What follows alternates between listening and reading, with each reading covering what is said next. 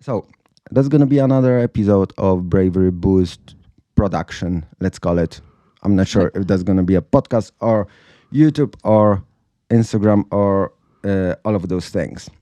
Today we'll talk about obedience. Okay. So in Looking forward to it. chapter, I'm not sure which one, Blue chapter. on page 172, on blue chapter of Braveheart book, we have one sentence, right? So guys, we didn't prepare for that. Like Lila is just hearing Appointing. that for the first time, I think. I'm not sure if you read that chapter or not before. Anyway, neglecting obedience training is like adopting a child from foreign country and never teach him your language. Okay. So what I mean yeah, but- by that is we think often about obedience as a very boring thing about leadership, about not even leadership, about telling a dog what to do, like making a dog good boy or making the dog to listen. So it has a little bit negative connotation or however we can call it. However, what I truly believe is that obedience is a form of communication. And it's a very cheesy thing to say, so I'm going to explain that a little bit further. Training obedience is creating new language between you and your dog.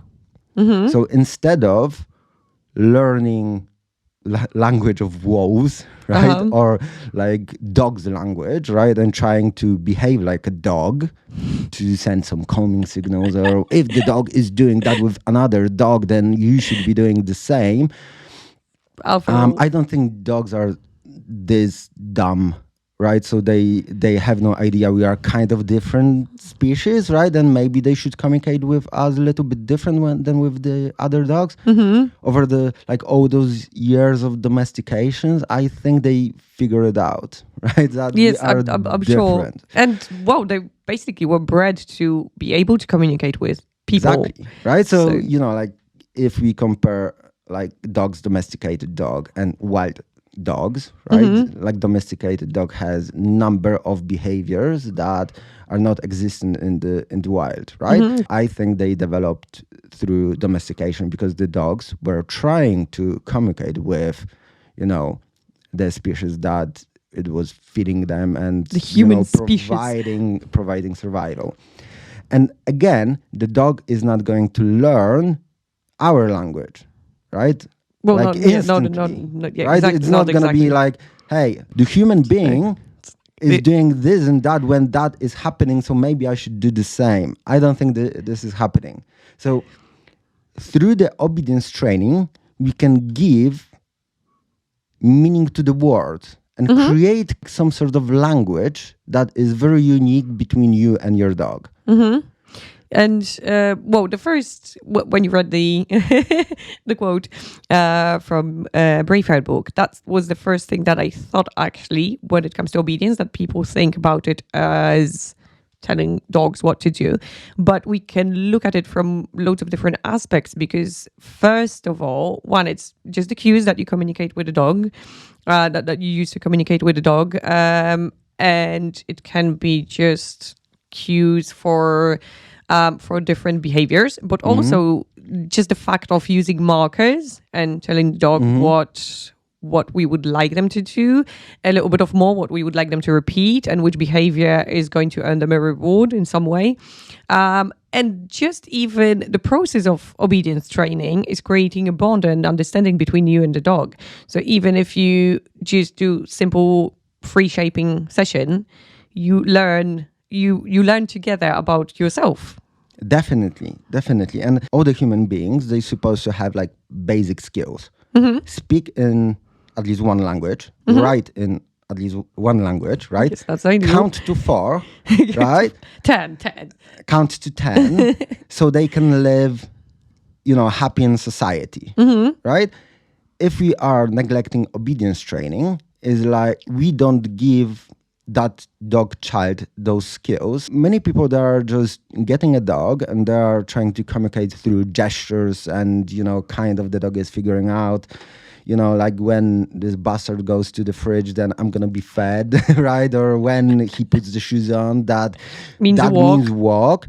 But you wouldn't do that with the child, right? Like, just imagine you and your child, you don't speak the same language, and you don't spend time at all to teach them your language, so the meaning of the words, right? Then you are just trying to communicate with gestures like food or whatever, right?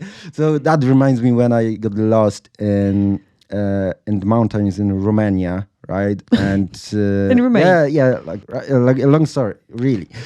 But then we have found ourselves in some village that there were like 10 people, like 10 houses over there, and nobody were speaking English, right?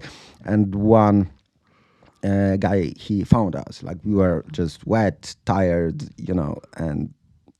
and like, this is You had to use gestures, this is basically. how we were communicating. He used gestures to ask us whether we are hungry, whether we want to go to sleep, or whether we have place to cute. sleep. And like, it was fun, during one night, but I cannot imagine to Not to live learn, yeah. life this way, right? So the same with the dogs. If we want to help them and guide them through the life and just create a bond and relationship, right? Exactly. We have to teach them meaning to the word, and this is obedience training, basically. And that is also resulting with a lot of confidence boost. Like, my girlfriend, she asked me, like, what can I do to help the dogs that are coming to the clinic to take the stress of the vet visit? That was the COVID times that Oh yes, like, you were the dog. taking a dog from the car park, taking to the You weren't allowed in, and yeah, you in weren't some allowed vet in. clinics it's still on. All right. Yeah, so you just give the dog. Imagine that situation from the perspective of the dog, right? Some strange person or semi-familiar person is taking me away To a and place that I then- don't really like. or don't really know, and the dog is like, what is going to happen, right? So what I told my girlfriend is, if you have a dog that I trained, just ask him to walk to heel, to sit, and so on and so on. And she noticed like massive difference in the dog's behavior, because it's like telling this child, we're gonna go there, and then the best thing to do is sit, and so on and so on, right? So the dog is guided And yes, every minute or every second what's supposed to do, and that gives a lot of takes a lot of stress yes, off. and it gives loads of confidence. Also, just because of the familiarity of what is asked of Yeah, them, yeah. because Like- they know the commands, they know what is happening, so it gives them something that they know in a place that they possibly don't know. Definitely. It is like the dog is thinking, oh, she speaks the same language as I do.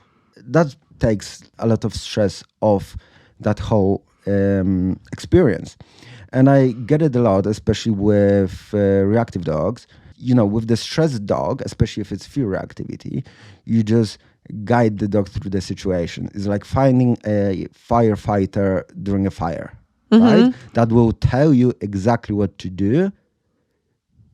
So the outcome is positive. But I got this amazing message from one of girls that she was in my reactive workshop. She said, I didn't realize how obedience training is important with reactivity. Yeah, like even thinking about because I thought about reactive dogs as well, and just generally going for a walk, and if the dog doesn't like other dogs, like imagine that you don't have a dog that really understands how to respond to their name, or how to sit, or how to whatever, and then you want to help them on this walk because let's say they are scared of other dogs or people, and if you don't have this tool, if you don't have any sort of basic language with a dog, how are you going to tell them, or how are you going to help them to deal with that situation? You can't even call them away from a stressful situation. And sometimes dogs actually put themselves into situations that they can't deal with themselves. Definitely, we are obligated to create that language and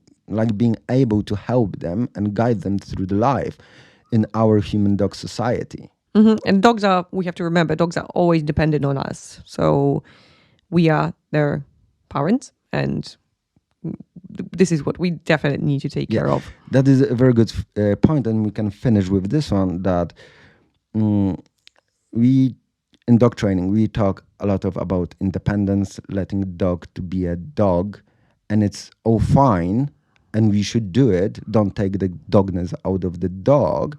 However, they're living in our human dog society. They need skills, they need understanding, and then they will never grow up to be independent. Yes. They will always be with us. Cool. That's gonna be it. Thank you for listening, watching, and Like, love, subscribe. like, love, subscribe, and buy my book.